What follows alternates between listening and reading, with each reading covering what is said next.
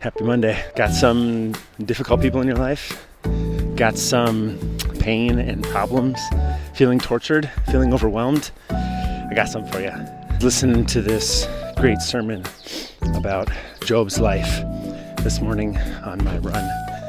And two things jumped out at me that I think are worth sharing and considering in your life.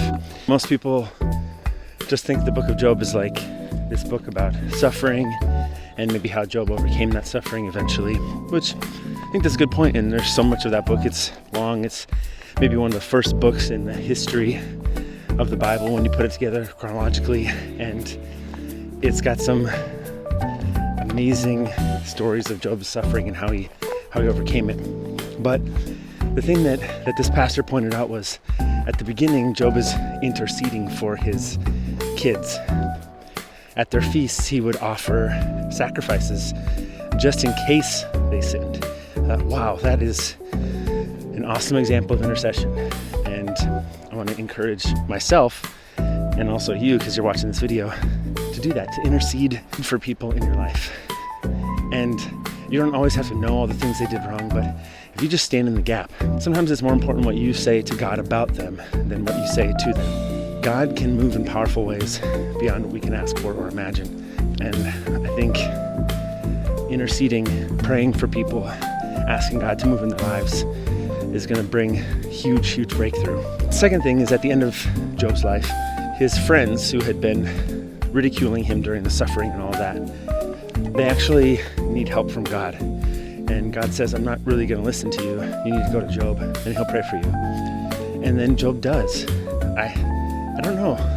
Obviously, you can see how Job was a righteous man, because I think most of us probably would have been like, no, you were the one who punched me when I was down. You're the one who tried to say nice encouragement, but it wasn't nice at all. You didn't even try. You were just ridiculing me and blaming it on something that wasn't true. But Job didn't settle for that. Job interceded for them. And he prayed for them, and God restored them.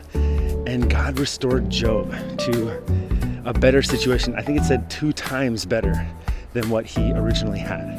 If you can think about that, Job goes through this difficult situation, and at the end of his life, he still has such a spirit of intercession, such an ability to humbly pray and ask God to help people, that he can pray for those people that hurt him. And that's exactly what God tells us to do in the New Testament. Pray for those who persecute you.